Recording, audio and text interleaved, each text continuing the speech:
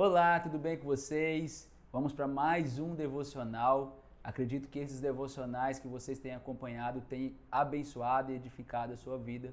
E eu quero compartilhar mais um com você para nós podermos meditar durante essa semana.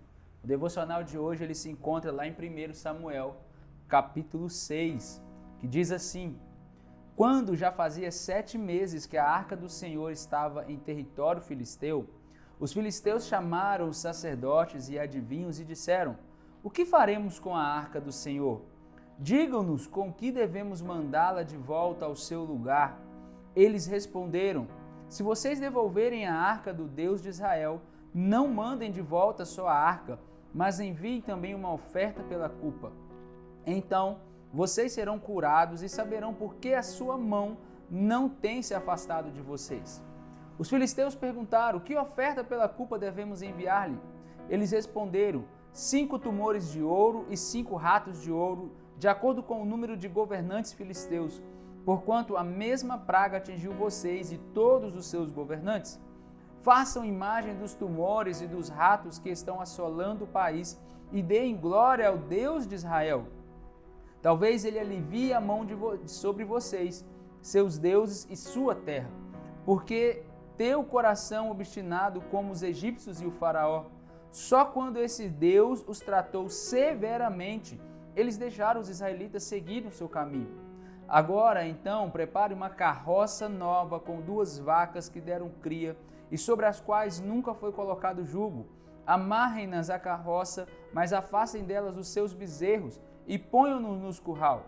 Coloquem a arca do Senhor sobre a carroça e ponham numa caixa ao lado dos objetos de ouro que vocês estão lhe enviando como oferta pela culpa. Enviem a carroça e fiquem observando. Se ela for para o seu próprio território na direção de Bet-Semes, então foi o Senhor quem trouxe essa grande desgraça sobre nós. Mas se ela não for, então saberemos que não foi a sua mão que nos atingiu e que isso aconteceu conosco por acaso.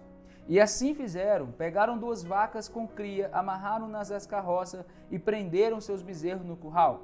Colocaram a arca do Senhor na carroça e junto dela a caixa com os ratos de ouro e as imagens dos tumores. Então as vacas foram diretamente para Bet-Semes, mantendo-se na estrada e mugindo por todo o caminho.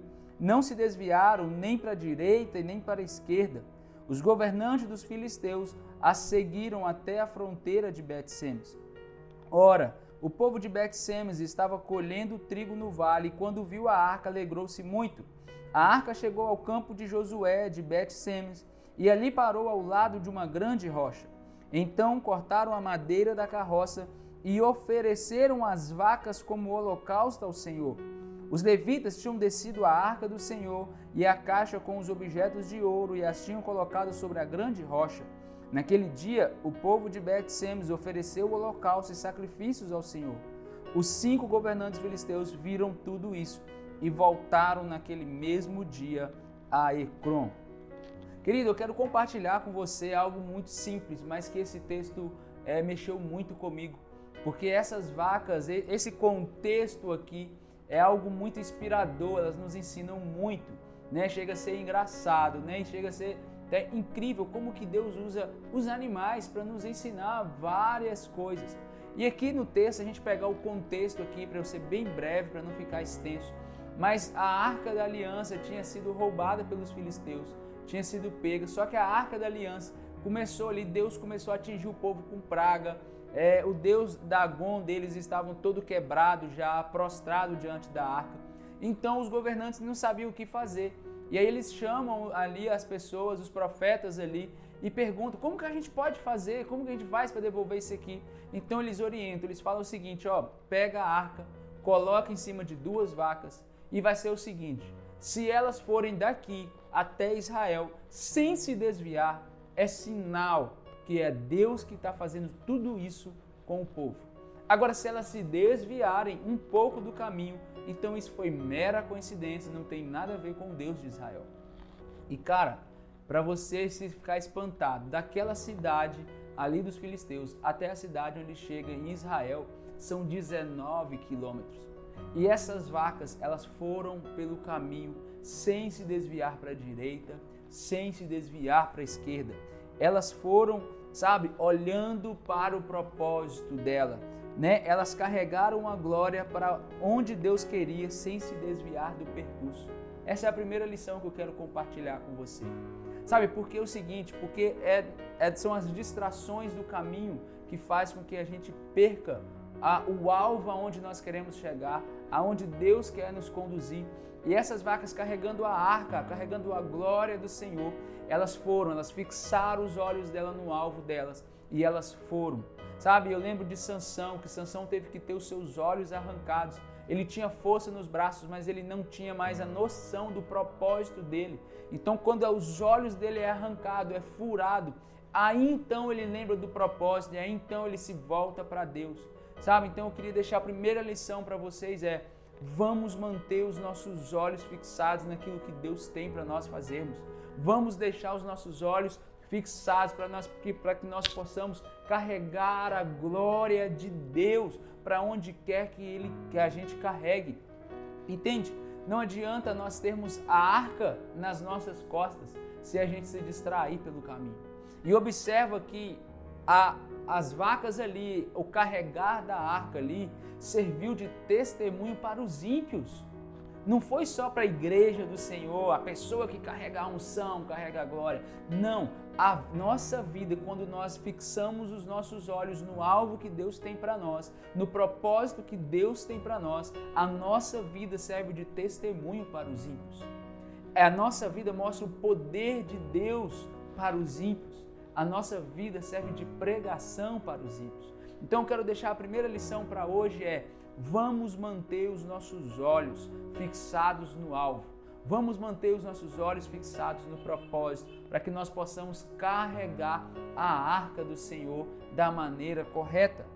A segunda lição que eu quero compartilhar com vocês quando elas chegam ao local determinado, elas viram um holocausto. Sabe, a arca tinha sido roubada, a arca já não estava com Israel e agora esses animais são responsáveis de trazer a arca de volta. Sabe, eu não vejo em momento nenhum essas vacas querendo agora serem adoradas, eu não vejo essas vacas em momento nenhum agora elas querendo ser a bambambam, pelo contrário, elas são um holocausto. Sabe, a arca de Deus, a glória de Deus que nós carregamos não é para nós nos ficarmos orgulhosos, soberbos, não é para isso, é para nós nos oferecermos como sacrifício. É por isso que Jesus fala, que Ele dá um novo mandamento, amar uns aos outros como Ele nos amou, nos sacrificar pelos outros. Então quando eu carrego a presença de Deus de volta para aquele lugar que tinha perdido, não é para eu achar que eu sou bom, que eu sou o salvador da pátria, mas é para eu me oferecer como um sacrifício vivo naquele lugar, é para eu me oferecer como um holocausto naquele lugar. Sabe, se você ficar com seus olhos fixados no alvo, Jesus vai te direcionar a levar a presença dele para lugares aonde a presença se foi, aonde a glória manifesta já não acontece mais. E você vai ser esse agente de levar, você vai ser essa pessoa responsável por levar essa presença para lá. E quando isso acontecer, não deixe o seu coração se ensoberbecer, não deixe o seu coração ficar orgulhoso disso. Pelo contrário, se ofereça como um holocausto, se ofereça como um sacrifício. Sabe, se doa, porque não tem nada a ver com você, é tudo a ver com Ele, é tudo sobre Ele, é tudo para Ele. Então eu queria deixar simplesmente essas duas lições.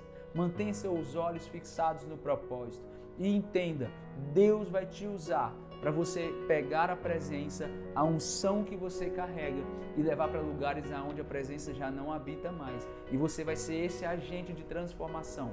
Mas deixa eu te falar, quando isso acontecer, lembra-se, não tem a ver com você, mas tem a ver com Ele. Então se ofereça como um holocausto. Que Deus te abençoe, até a próxima e é isso aí. Deus abençoe e um abraço.